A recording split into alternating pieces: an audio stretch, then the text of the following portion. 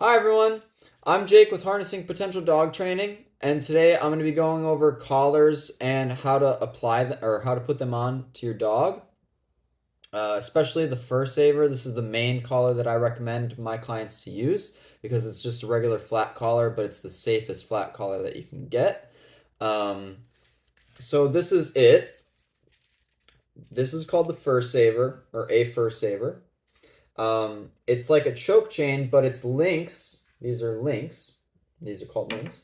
Are way bigger than your regular like choke chain kind of links, which is much more close to something like the links of like this. Um, that kind of chain you can find anywhere. This kind of chain is not very common in America.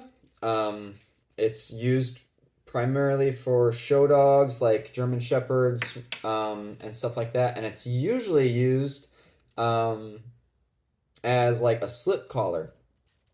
So they'll either make it a flat collar by just clipping the leash to both hoops on the end of it, like that, or they will make a loop. So here's how you do that. You grab, so this is the hoop, and you grab the third link down, or the second one, but it can't be this link. Uh, I grab the third link down, and I put it through the hoop, just like threading a needle, and I bring it all the way down. Okay, let me do that one more time, just to make sure you got it. So, hoop, link, link through the hoop. Let's link through the hoop. Perfect. And it goes all the way down. You slide it down to the other hoop. And now this is the live hoop. This is the live ring. Okay? And this is a slip collar now. So it's going to tighten. Let me put it on my helper dog here. So now, if I pull, it will tighten on the dog and it should loosen. I don't use it because you saw it didn't really loosen that well. It's doing it now, but it doesn't always. And it's not tightening that well. It's getting stuck. See? So I don't like that. A slip leash should be really quick and effective. So what I do, let me actually get my leash, is I clip the the leash to the hoop here, the live ring, and then I pull it back and I make the collar tight enough on the dog. So we'll say that that's tight enough. It's kind of hard to do on this guy because he's so squishy. But then I clip it back to itself. So did you see that? I've got it clipped to not only the live ring now, but I clipped it back to one of the original links that is the hoop around the dog. And that's actually too loose even for this squishy guy.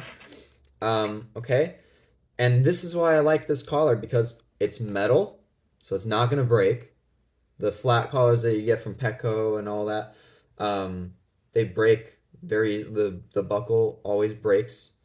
Not always, but I've seen quite a few break in my day. And as they age, they loosen really on their own, and that's not good because then your dog can just slip right out of it.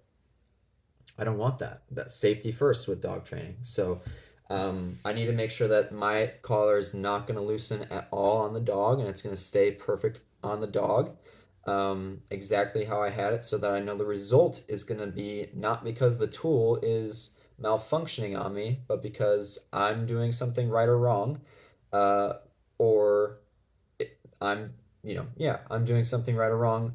The dog, it's not working on this particular dog, right? So let's go over that again, just real quick. So, and just the latter part of it. So if I had put the leash, let me tilt you down a little bit. if I had put the leash on and went this way, do you see how it loosened there? So what I do is I tighten it to the dog's neck and I say make a V with the links. Do you see that? So you see how it's kind of making the V shape here with the links, and this is the hoop, okay? So that's what I want, and then I'll twist this around so you can see. And then I clip the leash. It's already clipped to the live ring, and now I clip it back to the dog, to the collar that's hooped around the dog. Okay? And this is a flat collar now. It's not going to tighten on the dog, and it's not going to loosen on the dog. And it's super safe and reliable, and it gives a little more of a correction because it's metal and not nylon or whatever the standard flat leashes are usually made out of. So this is a great collar to use. And then to undo it, you just unclip the leash and slide it off your dog. Most dogs don't have heads that are as big as Mr. Squishy's here. Name, I don't know if I'll stick with that name. I just bought this thing to help me with the video. Anyway, so flat collar is like level 1 with collars, okay? I start dogs out there because I just want to make sure like I'm not using more pressure than I need to. With the dog, sometimes it can make skittish dogs react really horribly, but also sometimes a slip not the flat collar, other pressure levels might make the skittish dog act horribly. I mean, depends on how skittish the dog is. They might react horribly to you just being around. So it all depends. But I like to start dogs with the flat collar there. Then level 2 is what I call it, is a slip collar or a choke chain. You want to be very particular about what kind of slip collar that you're getting. I only get slip collars with spring-loaded clips. Okay, that's this thing here. And let me show you why that's so great. So we put it on the dog here, Mr. Squishy or whatever. Okay. And you want it to be as high up on the dog's neck as possible when applying it. Really any leash, you want it to be up as high as possible, just under the jaw, just behind the ears. Okay, it's obviously, this isn't the perfect anatomy for a realistic dog, but that's pretty dang close, okay, to what it would be. Banshee, stop, live. And then what I do is I pinch the clip here because it's spring loaded, so there's like a button on the side, and I bring it down so that it's tight enough on the dog so that it's not choking him, but it's not going to go anywhere. Okay, so that's a little too loose. Obviously this one's kind of, you know, he's squishy, so it's going to slide down. Your dog is muscular and yeah, it's different, but tight enough so that it's not choking your dog all the time, but loose enough so that it's not going to keep sliding down on you, okay? And we'll just say that. This is clearly choking Mr. Squishy, but I don't want it to slide down on its own too much. Okay, now when I correct the dog, it's going to tighten, right? You can see that it was just against the clip, and now it's further from the clip. And then when I loosen, it goes right back to the clip. That's important, is that it actually loosens after you apply the pressure. Okay. A good slip collar applies one pressure point on the opposite end of where you pull. So if I'm pulling this way, back that way, the pressure point should be right where I just put my pinky, just under the jug, like near, not the jug, where the dog's neck is, and that's where I feel it, okay? This way it's consistent, and it's not too much pressure for the dog. Sometimes, obviously the more pressure, the more you're going to get the dog to snap out of it, but sometimes dogs don't need that level of pressure like a prong, or sometimes they don't even need a slip. So you have to look out for things like that. But the main thing with the slip collar when buying one is making sure that it's got a spring-loaded clip, so that now, eliminate the spring-loaded clip. Now you see how loose it is? And if my dog's super relaxed and they're just right next to me and they're terrified, or a little escape artist rascal, they can just slip out of this. He can't because he's got such a big head. But you could imagine your dog just slipping right out of it. Okay? So that's why the spring-loaded clip comes in handy, is because I don't want dogs slipping out and getting away, and ending up in dangerous situations. Okay? So this is a slip collar. This is level 2 of collars that I recognize as useful. And then here is the prong collar. Okay? I don't know that I have enough prongs on it for Mr. Squishy here, but we'll see. So you put it on the dog. Oh yeah. Cool.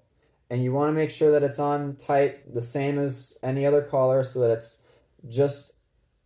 Okay, try not to destroy Mr. Squishy here. Okay. I want it up high on the neck so that it gives me not only more leverage, but it's safer for the dog. And two, it's also super easy to be consistent that way with where you're putting something, which helps. The more consistent you are, the more like scientific the experiments are going to be with training, which training is an experiment every time. So anyways, here's a prong collar. Now what I usually do is I put the slip collar on at the same time as the prong collar, and I put this underneath the prong collar, or below it on the neck. So I'll actually show you.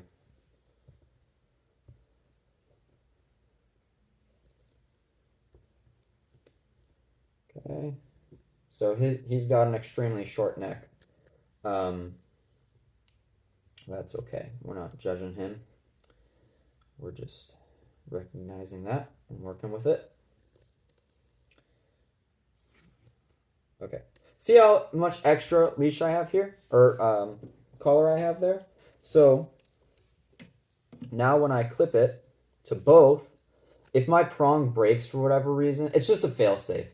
If my prong comes loose, or I didn't set it right, or whatever, it's known to happen. It's not super uncommon. I've never had it happen with this, but I have had clients' prongs be on wrong, or just crappy brand, and it came undone.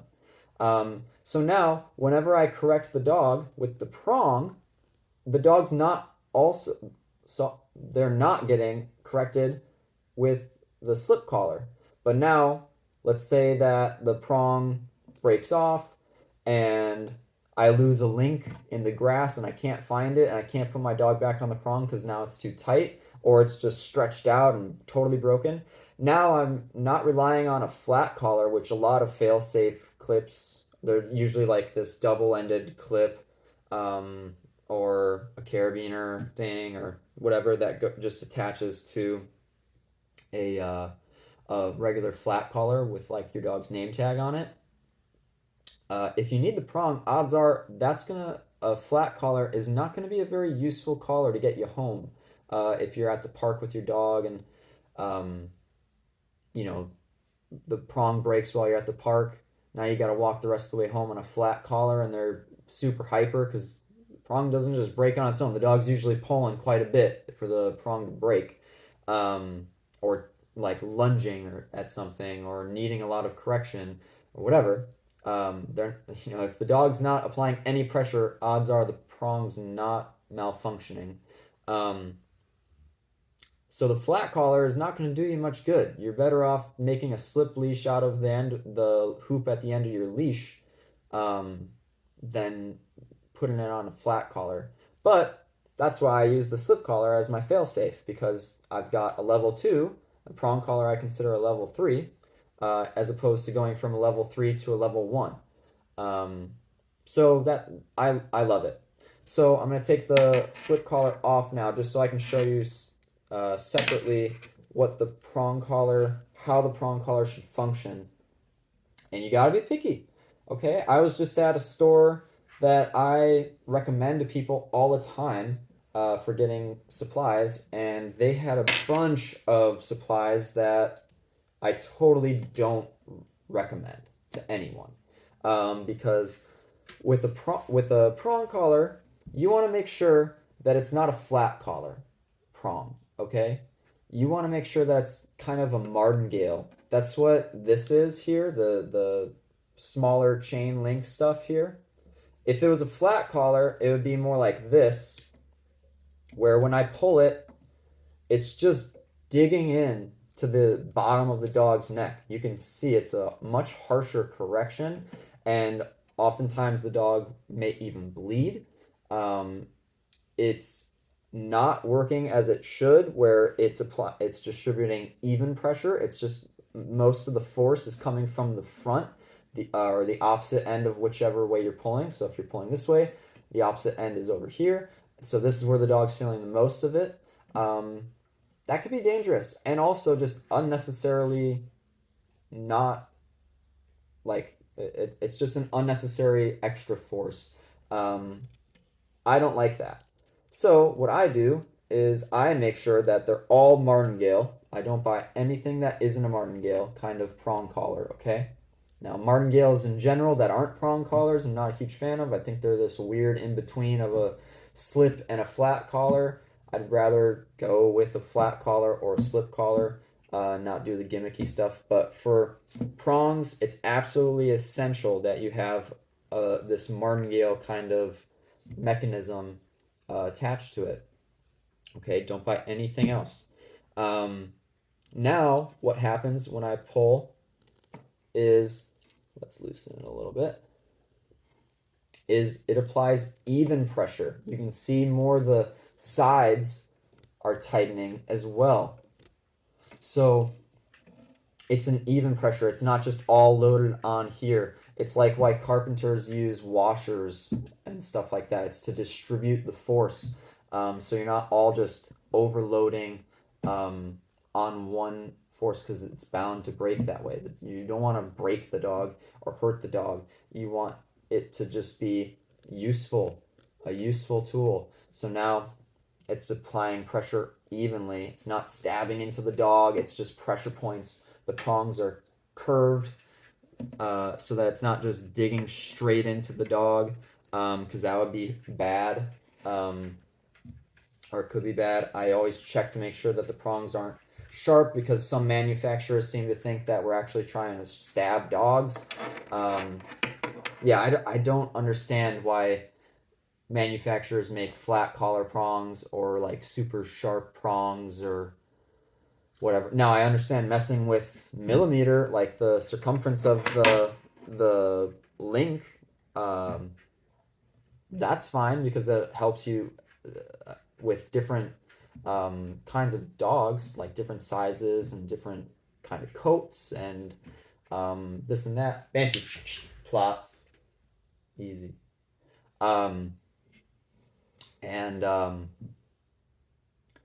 Yeah, so I understand that, but sometimes they're like pointy on the end, and I don't like that. And also, it's unnecessary to have the rubber matted things on prongs too.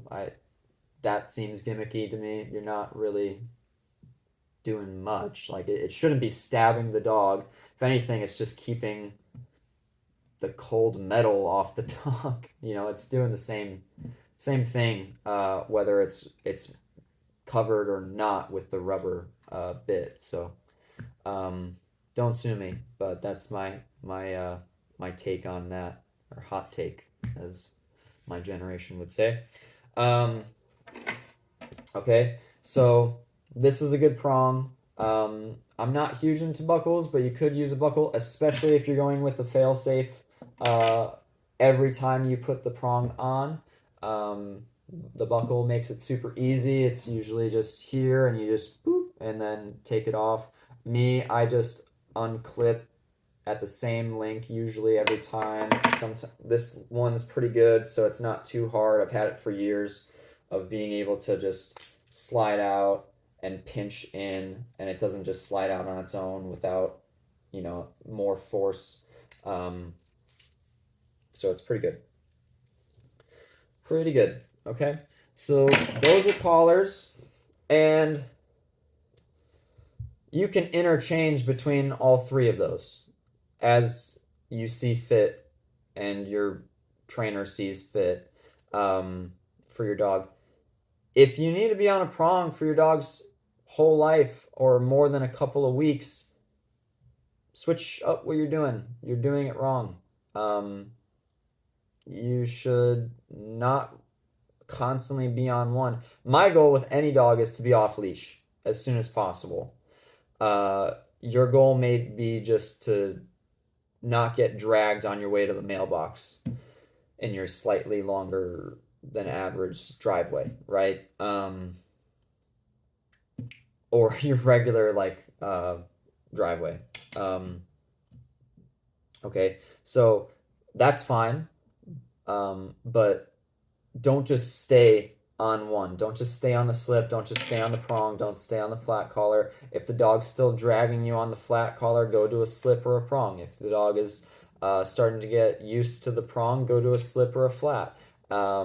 Interchange. So a lot of the time I'll have multiple collars on the dog at once, and I will have, say they're behaving really well on the prong. I'll keep the prong on their neck, but then I'll start to just use the slip instead of having the leash clipped to the prong. Now it's just slipped to the slip collar, and I'm using that. And if they start to misbehave again, then I'll go back to the prong. And if they stay really well behaved, then the next session I'll make a note of that, or for the next session I'll make a note of that, and I won't prong them up right away. I'll have a slip and a flat collar on them, and then I'll go back and forth. I'll start with the slip collar, see how they do. If they start horribly after the first couple minutes, maybe I decide, okay, we're not there yet. We need to go back to the prong and put the prong on.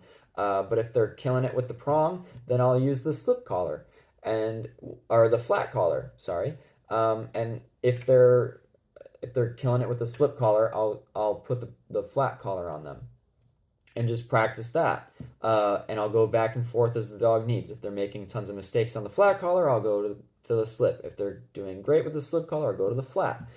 If they're so a lot of the time, another scenario is you have had your dog on the prong forever, and you've been doing it wrong.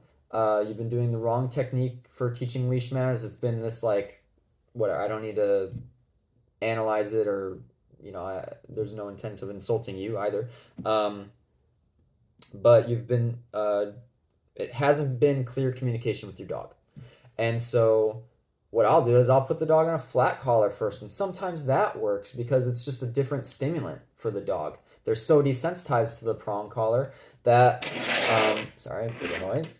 They're so desensitized to the prong collar that any change would do. And sometimes they've been on a flat collar for so long that I need to put them on a slip or a prong. It doesn't matter, but that's a very common thing that I see is that, they get so used to the prong collar that just changing it up makes a world of difference. But then you're not out of the water yet. You have to keep going back and forth as the dog is getting trained and learning, what we're trying to communicate to them and through different situations. Like it's way different at home in the driveway as it is at the park where dogs and geese and other people and bikes and cars, all these distractions are. It's a whole different story. Sometimes in those environments, they won't even take treats, even if it's like a hot dog or something, because they're just so revved up. But at home, they work for nothing or just their kibble or, whatever. So that's how I use them. I switch them up. There's no shame in it. And then once they're good, I start dropping the leash too. And trying to get them to be off leash, giving me the same behavior. But if they mess up, I could just step on the leash real quick. and make sure they don't run away from me. Um, and and then I'll use a shorter leash, like a little tab leash thing. That's like, or I'll just have this on the dog and grab the end of this whenever I need, um, or whatever. Whatever is gonna work for you, and where you're at. It's all interchangeable, and that's how you should be using this stuff.